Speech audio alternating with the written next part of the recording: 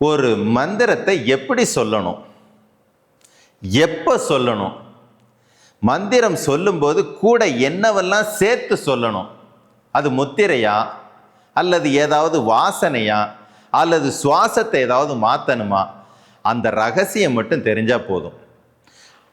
மந்திரத்திலிருந்து வாழ்க்கையில் பெரிய மேஜிக்கெல்லாம் நடக்கும்படியாக செய்ய முடியும்.